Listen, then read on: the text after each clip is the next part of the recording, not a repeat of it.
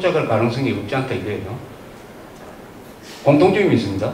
두 사람이 장로라는 것 말고도 이념에 대해서 무지하거나 별거 아니라고 생각한다. 이념에 대해서 무지하거나 별거 아니라고 생각한 점이 제일 중요한 공통점이에요. 제일 중요한 공통점. 김영삼 대통령은 어떤 이념과 동맹보다도 민족이 더 중요하다고 했으니까 그것은 완전히 북한의 배낭 공작의 공작에 말린 것이고, 이명박 대통령은 그 정도는 아니지만 이념의 시대가 끝났다. 이념은 낡은 것이다. 그래 하면서 중도라는 것을 내 근거, 그 정도는 김영삼 대통령들만큼 심한 정도는 아니지만은 심한 정도는 아니다. 이렇게 되면 어떻게 됐냐?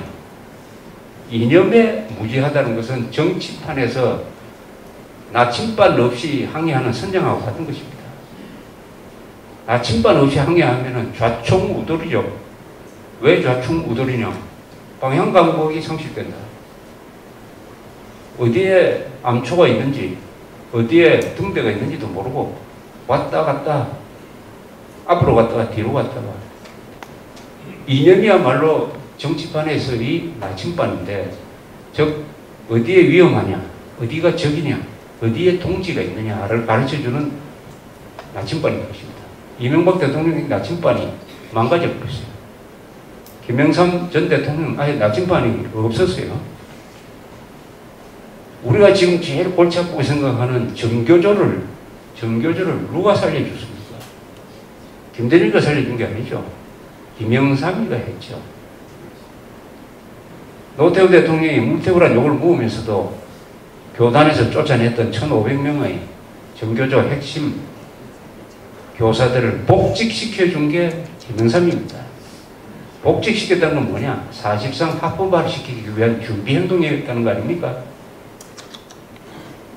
그래서 오늘날의 이 악몽을 만들어냈습니다. 다 이념에 대해서 무지하거나 안이하게 생각하는 결과인 것입니다. 그런 점에서 이명박, 김영삼의 공통점이 있다. 그 다음 또 공통점은 김영삼과 이회창과의 관계가 이명박과 박근혜와의 관계와 매우 비슷해지고 있습니다. 김영삼 당시 대통령은 이회창 씨를 전폭적으로 지지했어야 됩니다. 왜냐하면 자기 당인데, 자기 밑에서 국무총리를 했는데, 당대표도 했는데.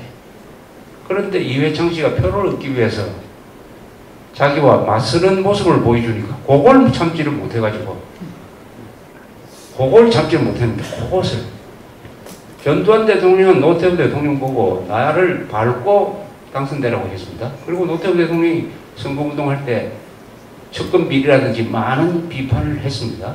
차별을 했어요. 그런데 이회창 씨가 표를 얻기 위해서 좀 차별을 하려고 하니까 그걸 못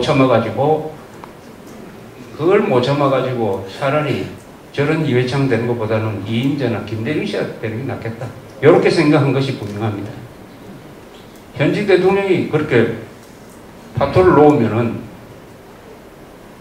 당선되기가 매우 어려운 것이죠. 지금 이명박 대통령 마음속에 박근혜 씨에 대해서 그런 생각이 좀 커가고 있는 것이 아닌가. 만약 그렇게 되면은 대통령이 보수 대동단결의 중심에 있어야 될 사람이 보수 분열의 중심에 서게 될 것이다. 여기에 대해서 신중한 생각이 있어야 된다. 물론 더 말 것도 없이 박근혜 씨의 문제도 많죠.